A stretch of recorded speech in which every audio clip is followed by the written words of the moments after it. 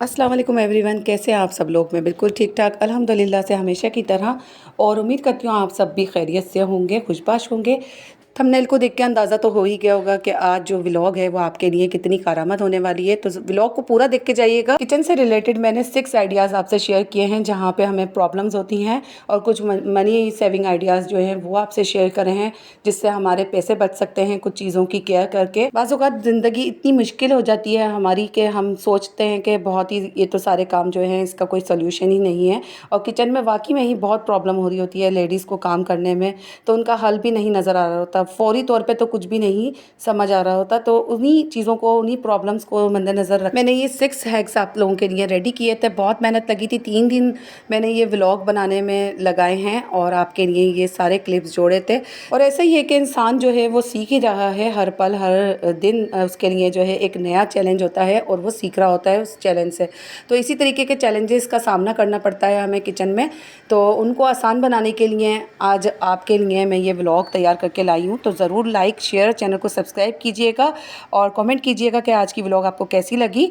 तो चलिए जी, आ जाते हैं फर्स्ट अपनी टिप की तरफ। तो यहाँ पे जो है इस तरीके के पाउच आते हैं घी के, जिनको हम वेस्ट कर देते हैं। तो इसको हम 3 तरफ से काट लेंगे, और इसका जो घी होता है ना वो हम लोग यानी कि फेंक ही देते हैं। तो आप देखें इसमें कितना सारा घी होता है। और इस तरीके के वुडन चॉपिंग बोर्ड होते हैं वो हमारे ख़राब हो जाते हैं धुल धुल के डेली, क्योंकि हम इस पे गोश्त भी कट कर रहे होते हैं, सब्जियां भी। तो यही होता है कि जब हम गोश्त कट कर लेते हैं तो इसको वॉश करना बहुत ज़रूरी हो जाता है। दिन में तो ये 2 से 3 बार जो लोग यूज़ करते हैं तो उनका ये वॉश होता ही होता है। तो इससे क्या होता है, इसकी लकड़ी जो होती है वो बहुत रफ़ हो जाती है, और फिर क्या होता है, ब्रेक होने का बहुत ज़्यादा खदशा होता है। जैसे ये गिरता है तो फिर इसके अंदर क्रैकर्स आ जाते हैं, और फिर क्या होता है, ये हमारी जो इतनी महंगी चीज़ होती है, कटिंग बोर्ड जो होते हैं वो बहुत महंगे आते हैं। तो इसकी लाइफ बढ़ाने के लिए आप इसके ऊपर जो है इस तरीके से आप ग्रीस करके हमेशा रखें, तो कभी भी ये है कि ये कहीं नहीं जाएगा आपका और ये रफ़ नहीं होगा। तो है ना कमाल की टिप।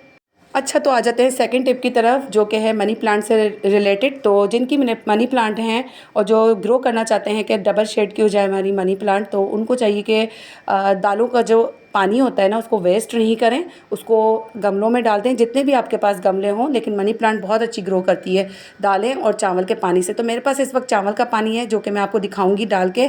और मेरी ये मनी प्लांट मैंने इसी तरीके से ग्रो की थी लास्ट ईयर, और इसके साथ क्या क्राइसिस हुए थे सारी मैं आपको जो है फर्स्ट व्लॉग से लेकर अब तक इसको मैं आपसे शेयर करती रही हूँ, इस जर्नी को मेरी मनी प्लांट की, और ये इस हाल पे पहुँच गई है।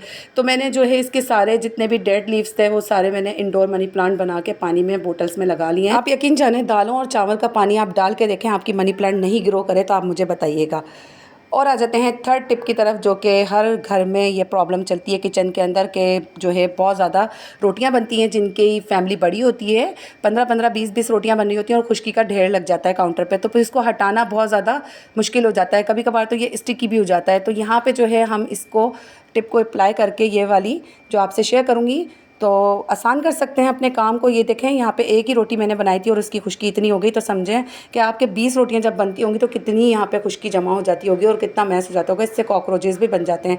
तो हम यहाँ पे एक शीट बिछा लेंगे, जो कि दस्तरखान मैंने बिछाया है, तो आप शीट भी बिछा सकते हैं। और इस तरीके से जब आप दस्तरखान बिछा के रोटियों को बेलेंगे तो सारी रोटियों की जो डस्ट है ना वो इसके ऊपर आ जाएगी, और ये छान भूर के डब्बे में आप झाड़ सकते हैं, और हमारा जो काउंटर है वो नीट एंड क्लीन ही मिलेगा हमें। तो है ना ये भी कमाल की टिप। जैसे कि किचन में तवे रोज़ ही धुल रहे होते हैं और वो धुलने के बाद रफ़ हो जाते हैं। जब हमने मांझ के किसी चीज़ से तवे के ऊपर रोटी बनाते हैं तो वो क्या होता है, चिपक रही होती है और बहुत ड्राई हो जाते हैं। तो उसके हल निकालने के लिए मैंने एक ऑर्गेनाइज़र बना के रखा हुआ है, जो कि एक चौकोर कपड़ा ले लिया था, उसकी तह बना ली थी, और एक कंटेनर के अंदर मैंने ऑयल डाल दिया था, उसको सोक करके रख दिया था, ताकि जब भी मैं रोटी बनाऊँ तो इसको जो है ग्रीस कर लूँ तवे पर।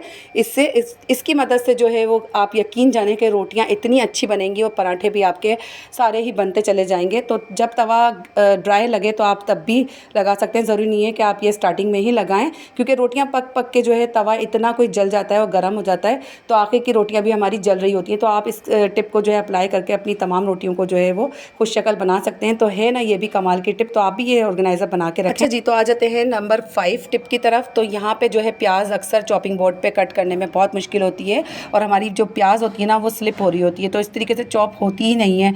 पीछे से क्या होता है कि हम उसकी जो बालों वाला हिस्सा होता है ना, हम वो भी कट कर देते हैं। तो मैंने यहाँ पे टेल काटी है और उसकी स्किन हटा दी है। तो यहाँ पे जो है जहाँ बाल होते हैं ना वो हिस्सा रहने देना है। जो जड़ के अंदर होता है, तो उसको जो है एंड के अंदर हम रिमूव करेंगे। और यहाँ पे मैं स्लाइसिस में प्याज काट के दिखाती हूँ आपको, और चॉपिंग भी जो है इसकी बहुत अच्छी हो जाएगी, आपकी प्याज कहीं नहीं जाएगी।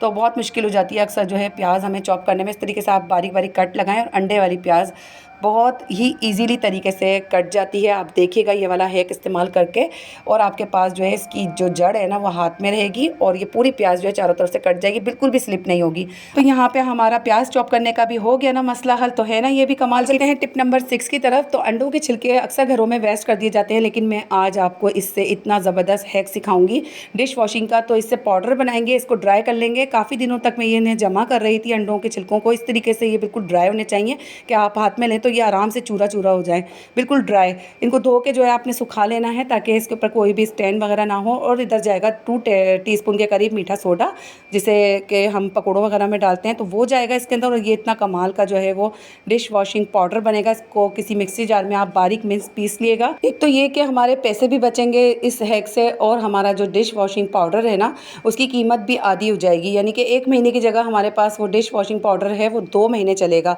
तो आधा मैं इसके अंदर वो शामिल करूँगी, और आधा मेरे पास ये वाला पाउडर बनकर रेडी हो गया है। क्योंकि इसके अंदर थोड़ी सी अंडों के छिलके की स्मेल आएगी, लेकिन काम बहुत बेहतरीन करेगा ये। और फिर इसी वजह से जो है मैं इसके अंदर डिश वॉशिंग पाउडर शामिल करूँगी। थोड़ा सा विम डिश वॉशिंग पाउडर था मेरे पास, आपके पास जो भी हो आप इसके अंदर खुशबू के लिए शामिल कर दिएगा। यहाँ पे 2 टीस्पून के करीब मैं डाल दूँगी मीठा सोडा। इसको मिक्स कर लेंगे अच्छे से। बहुत ही कोई मैजिकल ये पाउडर बना था, और मैं काफ़ी दिन से परेशान थी कि मेरे जो ढीठ बर्तन है ना वो साफ़ नहीं हो पा रहे। तो आज तो मेरे पास टाइम कम था और ये हैक्स देने थे, तो इसलिए मैंने 2 सॉसपैन जो है आपको डिश वॉशिंग करके दिखा दिए। लेकिन मैं आगे जो है आपको वो जो ढीठ वाले बर्तन है ना मेरे, वो भी मैं इनसे साफ़ करके दिखाऊंगी। तो आप देखिएगा इस पाउडर के कमाल। तो जितने भी इसके मैजिकल कमालात हैं ना मैं आपसे शेयर करती रहूँगी। आप भी बना लीजिएगा ये पाउडर, अभी से ही जो है अंडे के छिलके जमा करें, और ये मैजिकल पाउडर जो है वो बना के रखें अपने किचन में। इस तरीके के डब्बा आपके पास घर में हो मौजूद तो उसके अंदर ये रख लें, और इसके अंदर ढक्कन में कील की मदद से जो है हॉट करके बिल्कुल उसको सुराख कर लें मोटे मोटे से, ताकि ये कि हमारा पाउडर निकलने में आसानी हो जाए। तो मैं इसके अंदर जो है कैप में सुराख कर रही थी, और बहुत केयरफुली करिएगा क्योंकि बहुत ज़्यादा गर्म होती है कील। तो इसको जो है 5-6 सुराख लगा लेंगे, ताकि पाउडर जो है हमारा आसानी से इसके अंदर से निकल जाए। और मैंने ये एयर टाइट जार के अंदर भर दिया था। इसको बिल्कुल खुश्क जगह पे सेव करिएगा, ताकि इसके अंदर कोई पानी का कतरा भी ना जाए और हमारा पाउडर ख़राब ना हो।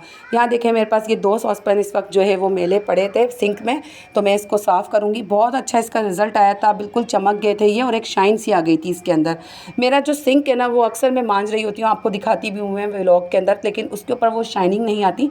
लेकिन मैंने जब ये वाला पाउडर यूज़ किया, यकीन करें आप, ये इतना कोई शाइन मार रहा था ना। तो इसमें से आप भी इस सस्ते आसान नुस्खे को ज़रूर अपने घर में बनाइएगा। और हम अंडे के छिलके जो है वो वेस्ट कर देते हैं, उससे आप ये शाइनिंग वाला पाउडर बनाएं, अपने बर्तनों में शाइनिंग लाएं, अपने सिंक को डेली चमकाएं, तो ज़िंदगी को आसान बनाएं। और ये वाली टिप्स जो है आपको अगर पसंद आए तो ज़रूर जो है मेरे चैनल को सब्सक्राइब करते हुए जाएँ, लाइक करें, वीडियो को शेयर करें अपने फ्रेंड्स में। मेरी कोशिश यही होती है कि मैं आसान टिप्स और सस्ते नुस्खे आपसे शेयर करूँ। तो यहाँ पर लाइट चली गई थी और मैंने ये वॉश कर लिए थे।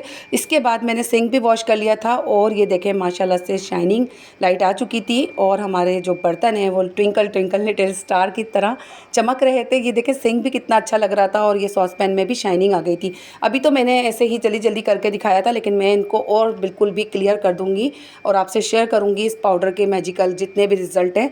तो आपको अगर आज की व्लॉग पसंद आई हो तो वीडियो को ज़रूर आप लाइक कीजिएगा, और अपना कमेंट ज़रूर कीजिएगा कि आज की वीडियो आपको कैसी लगी। मुझे ये वीडियो बनाने में 3 दिन लगे हैं, तो प्लीज़ चैनल को जो है अगर आप नए हैं तो चैनल को सब्सक्राइब करते हुए जाइएगा। और मिलते हैं नेक्स्ट रेसिपी में। इसी के साथ ही सानिया हामिद को इजाज़त दीजिए। अपने और अपने प्यारों का बहुत सारा ख्याल रखिए, और हमें भी दुआओं में ज़रूर याद रखिएगा। तो मिलते हैं नेक्स्ट रेसिपी के साथ, नेक्स्ट आइडियाज़ के साथ। जब तक के लिए अल्लाह हाफ़िज़, बाय बाय।